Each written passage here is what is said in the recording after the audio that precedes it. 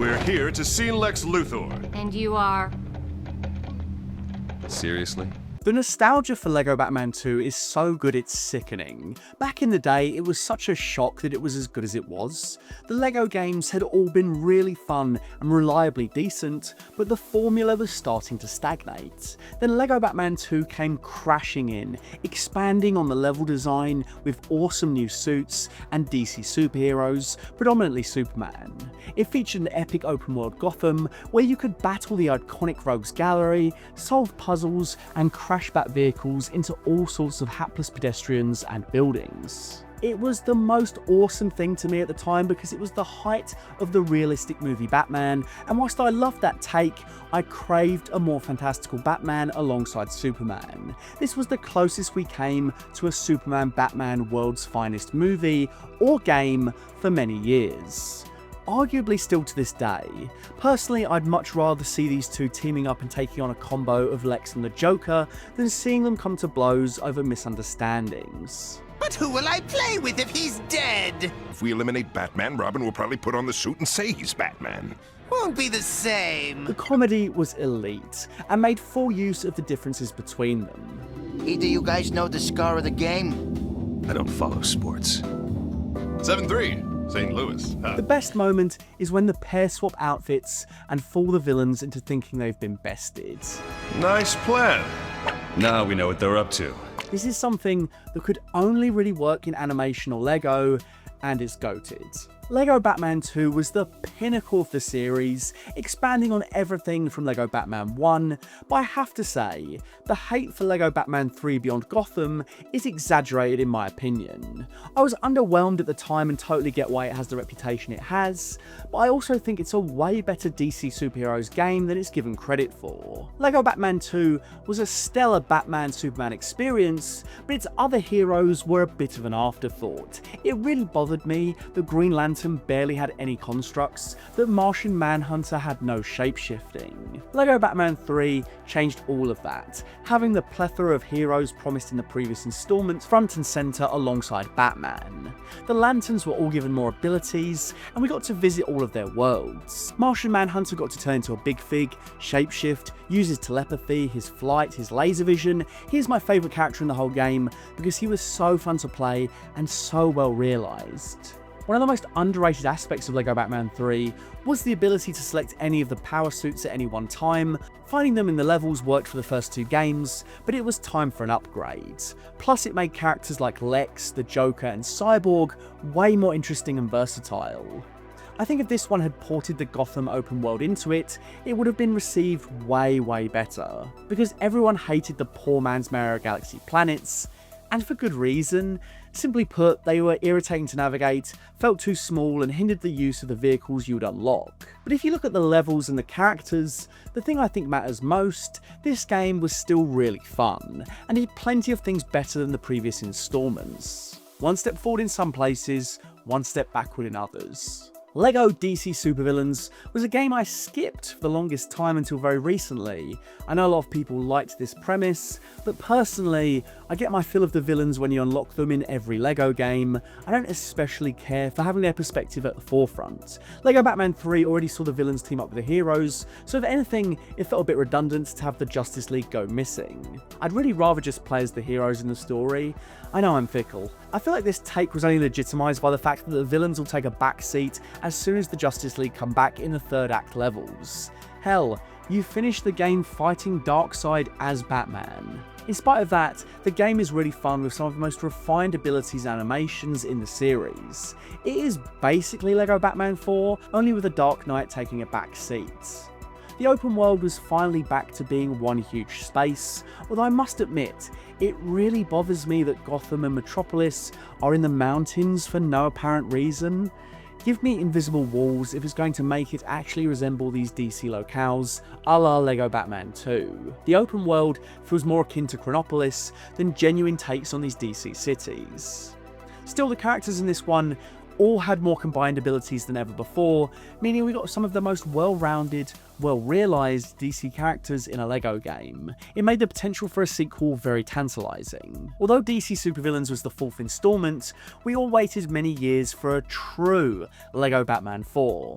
But it will never come, at least not in the form of those old games. TT have seemingly altered the formula, starting with the Skywalker Saga and continuing in, drumroll, LEGO Batman Legacy of the Dark Knight.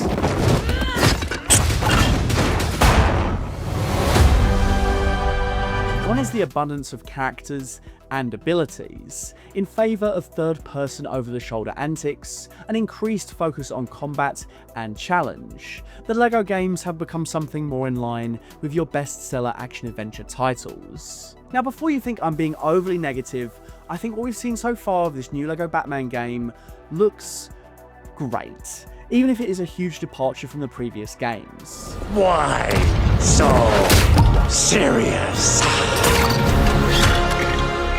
Legacy of the Dark Knight is going to lean heavily on tons of classic Batman stories, including many of the Batman theatrical films, something we've had in DLC form before, but never with this much focus and action. I was born in it, molded by... Gotham looks better than ever before in a LEGO game. You've got the Batmobile, gliding, fisticuffs. It all looks very fluid and fun. Getting to take control of Batman, realised in different forms, is going to be incredible. I think the Adam West, Michael Keaton, Christian Bale and Robert Pattinson versions are a given. I need to become more than a man. I need to become a symbol. But man, I want to pull out a Bat credit card as Clooney, activate my Sonic suit as the late great Val Kilmer, and hell, give me some of the late great Kevin Conroy on top from the animated series. In fact, speaking of Conroy Batman, Officer Bowles. of course, as everyone has pointed out, and as TT Games aren't remotely trying to hide, this new LEGO Batman game has a lot in common with another popular Batman video game series. One that has also been largely absent for a long time, one that has also had fans clamouring for a new title. We've waited 11 years for a new LEGO Batman game, 10 years for a new Arkham game, and now it seems the answer is getting an amalgamation of the two with this new title. It has the free flow combat, the grapple boost gliding mechanics, the car, even the damn Riddler puzzles. Even a filthy casual would spot the similarities straight away. It almost looks like a LEGO mod of Arkham Knight in the gameplay shown off. Make no mistake, I was very hyped by all of these elements in the trailer, and the gameplay demos shown off by various outlets and creators like IGN and Rugged Eagle. The free flow combat system is my favourite combat ever, and the gliding grapnel boost 1-2 punch from City is still my favourite way to get around in a superhero sandbox.